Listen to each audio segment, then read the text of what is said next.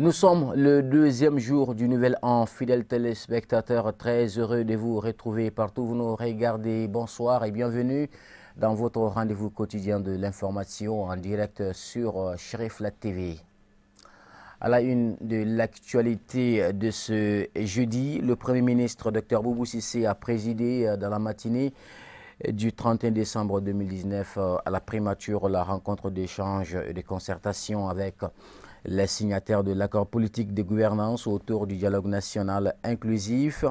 L'occasion pour les participants de faire le point avec le chef du gouvernement pour dresser un bilan sur la tenue du dialogue et préparer les activités de mise en œuvre et du mécanisme de suivi des résolutions et des conclusions issues des travaux du DNI. L'organisation des élections législatives avant le 2 mai prochain a été longuement débattue au cours de la rencontre à huis clos en vue de respecter l'échéance du calendrier fixé par cette importante résolution, selon quelques responsables politiques que nous avons rencontrés. Écoutons-les au micro d'Ahmadou Diarra et nous connaissons. Bon, il est évident que déjà au niveau du dialogue national inclusif, nous avons mené ces débats. Il ne serait pas question pour nous de pouvoir créer un courant d'Assemblée nationale non légitime. Et nous avons d'abord à ce niveau recommandé la tenue des élections. Et aujourd'hui, nous avons renouvelé encore notre point de vue pour que vraiment une élection effectivement puisse se tenir dans les délais constitutionnels et que la nouvelle Assemblée puisse prendre place pour la poursuite de l'ensemble des autres actions de grandes réformes. Nous sommes dans une situation exceptionnelle. Situation exceptionnelle qui a conduit un ensemble de partis politiques à signer un accord politique. Ces partis politiques aujourd'hui ont le devoir moral de porter ces projets jusqu'à la fin, jusqu'à la paix, la sécurité et le développement. Et nous y engageons fortement pour que vraiment cette question essentielle aujourd'hui, qui est de porter aujourd'hui le président de la République, de porter l'ensemble des membres du gouvernement, le gouvernement général, deviendra une réalité et je pense que nous nous y engageons à partir du moment où nous avons signé l'accord politique. Pour cette réunion aujourd'hui, il a été demandé aux signataires de l'accord politique de gouvernance de donner leur appréciation sur le déroulement du dialogue national inclusif. Nous estimons que c'est une bonne opération qu'a faite le Premier ministre en nous demandant notre avis. Et c'est cet avis-là que nous sommes venus lui donner sur l'ensemble des sujets qui ont été discutés au cours du dialogue, ainsi que les résolutions qui ont été prises, voir comment pouvoir les appliquer.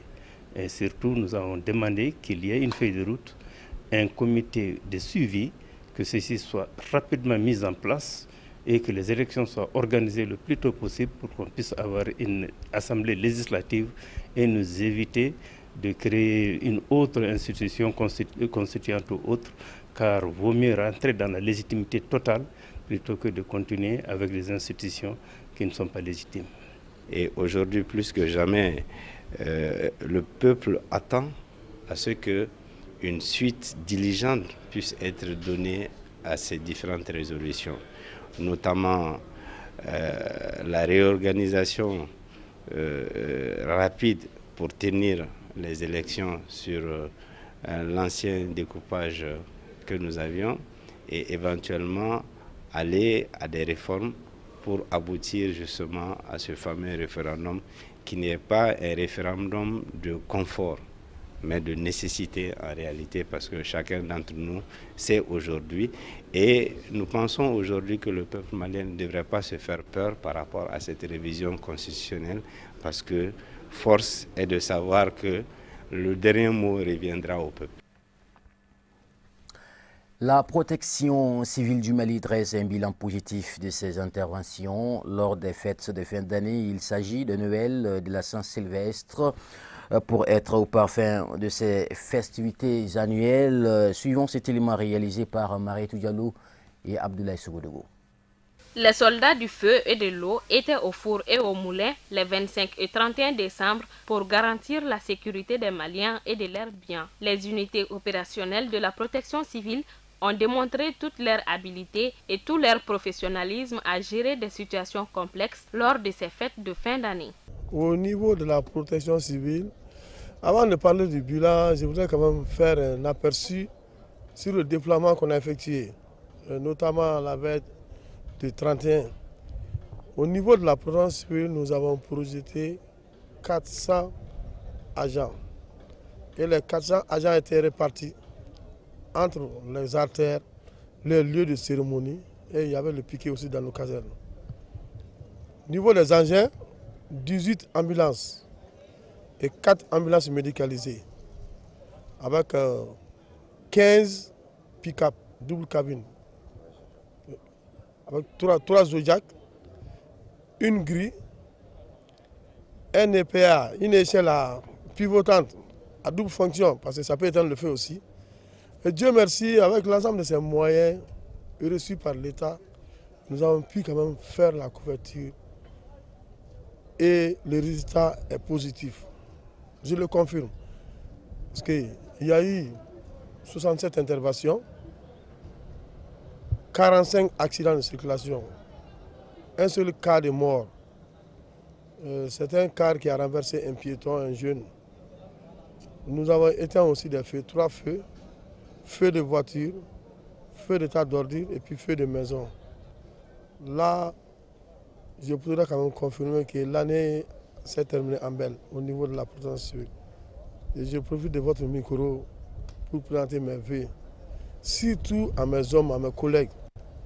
Le tout leur revient quand même, à toute la population malienne et à mes parents. Rappelons que la protection civile participe pleinement à l'élaboration et à la mise en œuvre des plans de secours et de protection et veille à assurer la protection des personnes, des biens et de l'environnement en cas d'accident, de sinistres et de catastrophes en liaison avec les autres services concernés. Par ailleurs, elle déplore les cas de fausses alertes. Félicitations aux soldats du feu pour le travail abattu et restons toujours dans la même mouvance. Nous sommes jeudi 2 janvier 2020, premier jour de travail de la nouvelle année, fraîchement sorti de l'atmosphère de la fête de fin d'année. Comment alors les Maliens vivent la reprise du service après avoir fêté le passage de l'année 2019 au l'an 2020? Une de nos équipes de reportage a tendu son micro à certains de nos concitoyens de la capitale Bamako. Suivons ce reportage. Deuxième jour du premier mois de l'an 2020 et premier jour ouvrable de la même année, ce jeudi marque la fin de l'arrêt temporaire du travail dans les administrations publiques et privées, lequel arrêt avait été occasionné par les festivités du 31 décembre. D'habitude, le lendemain des jours de fête se caractérise par un manque de personnel disponible dans les administrations en général. Cette année, cet état de fait semble relever du passé, en tout cas dans les différents services où nous sommes passés, car le personnel est bien présent. Oui, après la fête, c'est le travail.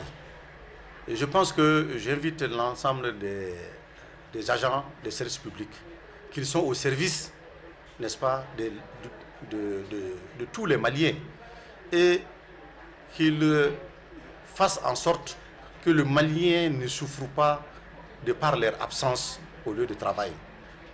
Je pense qu'au-delà même des fêtes, nous devrons tout le temps être présents. C'est parce que c'est le citoyen, c'est les impôts des citoyens qui assurent notre fonctionnement, qui nous payent. Ça veut dire, comme le disent les Bambara,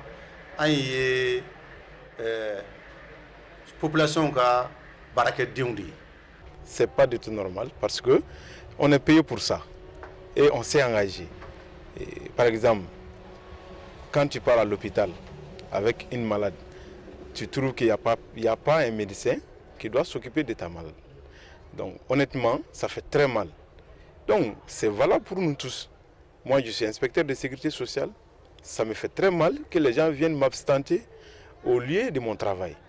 Donc voilà pourquoi il est important que les gens aient ce courage-là, quand bien même c'est difficile, pour satisfaire le besoin des citoyens maliens. Au commissariat du 12e arrondissement en commune 1, le constat est le même En témoigne la présence du commissaire en personne du 10 arrondissement qui a travaillé d'arrache-pied avec toutes ses équipes durant toute la nuit du 31 décembre. Nous, on travaille 24/24, on travaille tous les jours. Et d'ailleurs, c'est pendant les fêtes même qu'on travaille plus. La nuit du 31, on a passé, tout le monde a passé la nuit ici, tous les personnels, en tout cas, de la police nationale. Et en tout cas, surtout au niveau du 12e arrondissement ici, on a tous passé la nuit ici. Et jusqu'à hier à 18h, on était là. Donc, chez nous, il n'y a pas question de jours de fête, nous travaillons tous les jours. Pour nous, tous les jours sont ouvrables. C'est ça au niveau de la police et de tous les corps qui sont, en tout cas, dans la même logique que la police. Tout mon personnel est là. Parce que nous sommes là au service de notre population. Les adjoints, aussi bien que moi-même, aussi bien que dans nos structures administratives, nos centres d'état civil, à l'heure où nous sommes, et tous, ils sont au travail, puisque nous sommes au service du peuple. Aujourd'hui, nous avons tous repris avec force l'année nouvelle. Nos interlocuteurs ont saisi l'occasion pour adresser des vœux à l'ensemble du peuple malien à l'entame de la nouvelle année, particulièrement pour le retour de la paix au Mali. Donc je présente mes vœux les meilleurs également à l'ensemble du peuple malien pour faire en sorte que notre pays retrouve la quiétude, la cohésion et la prospérité d'entente dans un pays où on peut aller où on veut sans crainte, de nuit comme de jour. J'ai prié Dieu le Tout-Puissant pour que l'année 2020 soit une année de paix pour notre pays, soit une année de cohésion sociale, soit une année de stabilité, soit une année en tout cas de bonheur et de réussite dans toutes nos activités et entreprises. Et surtout, c'était la paix entre les filles et les fils du Mali. Vivement 2021. C'était un reportage réalisé par Abdelkam Sako et Draman Mali. Tout autre chose, les rideaux de l'atelier d'échange et les réflexions sur le financement de l'enseignement bilingue sont tombés lundi 30 décembre 2019 au Centre international des conférences de Bamako, CICB.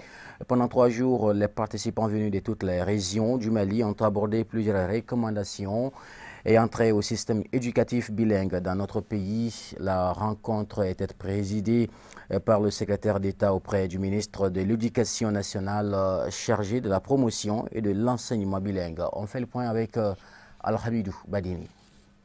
Le Centre international de conférences de Bamako a abrité du 28 au 30 décembre 2019 l'atelier d'échange et de réflexion sur le système éducatif islamique au Mali. Pendant 3 jours de travaux, les participants ont adopté plusieurs recommandations, entre autres, valoriser les disciplines d'éducation islamique dans les établissements d'enseignement bilingue franco-arabe, accélérer la signature de la convention entre l'État et l'Union nationale des médersa à travers le ministère de l'Éducation nationale. L'enseignement bilingue, tout d'abord, concerne les écoles coraniques et les médersa, qui constituent aujourd'hui un véritable enseignement pour une grande partie de notre population. C'est un engouement partout au Mali. Et le nombre de populations concernées par l'enseignement bilingue aujourd'hui avoisine à peu près 800 000 personnes. Les maîtres d'école coranique, les médersa, les étudiants, les élèves, ainsi de suite. Donc il est bon de notre devoir de regrouper l'ensemble des acteurs qui interviennent dans ces domaines, dans ces secteurs, afin qu'ils discutent pour trouver une solution à l'ensemble des problématiques qui touchent à l'enseignement bilingue dans notre pays. Les 3 jours de travaux ont abouti à des résolutions extraordinaires qui, si elles sont appliquées, seront une solution rationnelle et par rapport à l'ensemble des problèmes qui touchent aujourd'hui les écoles coraniques et les médersa. D'abord, les écoles coraniques ne sont pas considérées comme une école d'enseignement. Elle est rattachée aujourd'hui au ministère de l'administration territoriale pour la simple raison que les activités des écoles coraniques sont considérées comme des activités d'ordre public. Donc aujourd'hui, il a été demandé partout que ces écoles-là, en principe, doivent être rattachées au ministère de l'Éducation nationale pour qu'elles continuent de jouer pleinement leur rôle dans la formation des citoyens maliens. Moi, je pense qu'aujourd'hui, l'ensemble de ces questions ont été débattues et les résolutions qui ont été proposées pourront nous permettre de trouver une solution acceptable par tout le monde. Merci. Les participants à cet atelier n'ont pas manqué de mots pour apprécier l'importance de ces assises. Son importance est grande est très variée aussi, parce que c'est quelque chose qu'on avait sollicité et demandé il y a plusieurs années. Ça fait plus de 30 ans de combat qu'on est en train de chercher d'avoir l'intégration des écoles coraniques dans le système et encore améliorer les conditions dans lesquelles nous travaillons dans nos différents médersa arabo-islamiques au Mali. C'est pour cela que je trouve vraiment que l'atelier est bienvenu à autant. Cette rencontre a débouché sur une lueur d'espoir pour les acteurs de l'éducation bilingue au Mali. Et c'est cet élément qui nous conduit directement à l'actualité internationale. En plus bref et en image brossée par Abdul Karim Sako.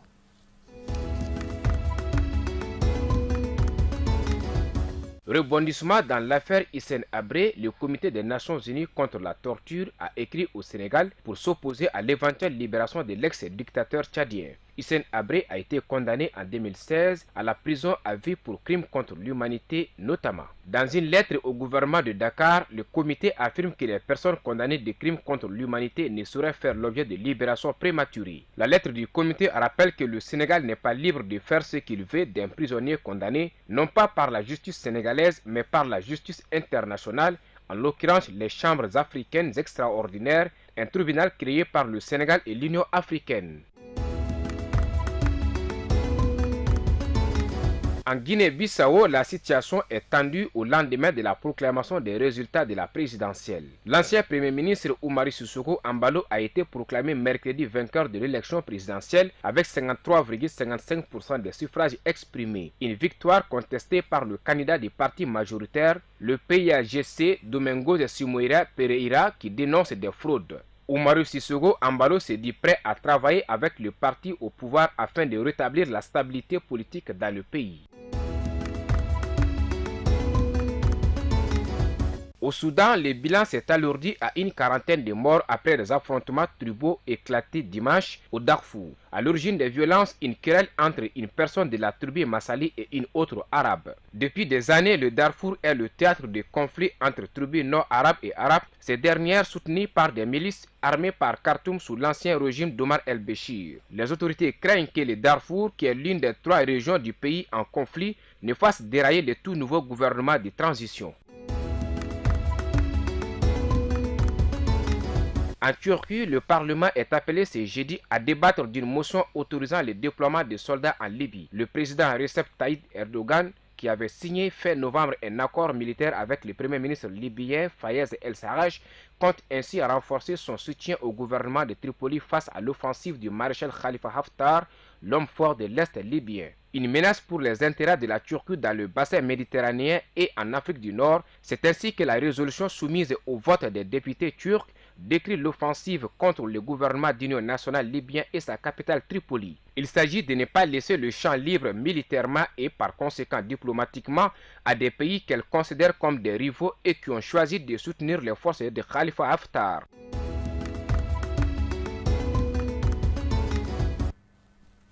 Voilà, c'est ce qu'il fallait retenir, l'essentiel de l'actualité de ces jours. Merci à vous de l'avoir suivi. Portez-vous très très bien. Demain, vous retrouverez un autre journaliste sur ce plateau. Merci, à très bientôt.